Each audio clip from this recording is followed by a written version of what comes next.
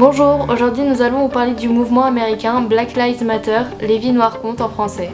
Vous connaissez sans doute ce mouvement, mais est-ce qu'il a fait changer les choses aux États-Unis et ailleurs? Comme vous le savez, ces revendications ont refait surface lors de la mort de George Floyd, victime de violences policières le 25 mai 2020. Cependant, ce mouvement existe depuis bien plus longtemps, contrairement à ce que vous pourrez penser. C'est depuis le 13 juillet 2013 que le hashtag existe sur les réseaux sociaux. Celles-ci sont pacifistes. Des mouvements et gestes symboliques sont répétés par exemple lors de la manifestation de George Floyd.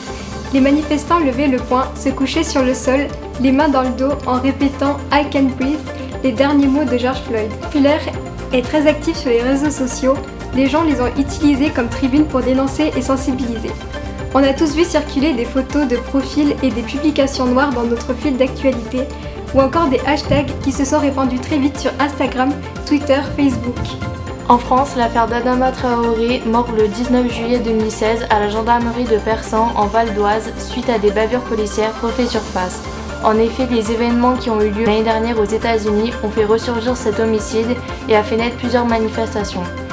Cette affaire a eu plusieurs expertises, dont la dernière affirmant qu'Adama Traoré est décédé suite au syndrome asphyxique, dû au plaquage ventral qu'il a subi lors de son arrestation. Après ces analyses, ce type d'immobilisation est remis en cause. Toute l'ampleur qu'a pris ce mouvement humanitaire nous amène à penser que même au XXIe siècle, il y a toujours des inégalités dans le monde. Le fait que le mouvement ressurgisse en Amérique a sensibilisé plus de personnes de tout âge, toute nationalité, qui ont maintenant davantage connaissance de ces inégalités et fait bouger les choses en France avec l'affaire d'Adama Traoré, dont l'affaire a été remise en cause grâce au mouvement, comme partout ailleurs. Peut-être que grâce à ce mouvement, les générations futures réduiront encore plus ces inégalités qui finiront un jour par disparaître.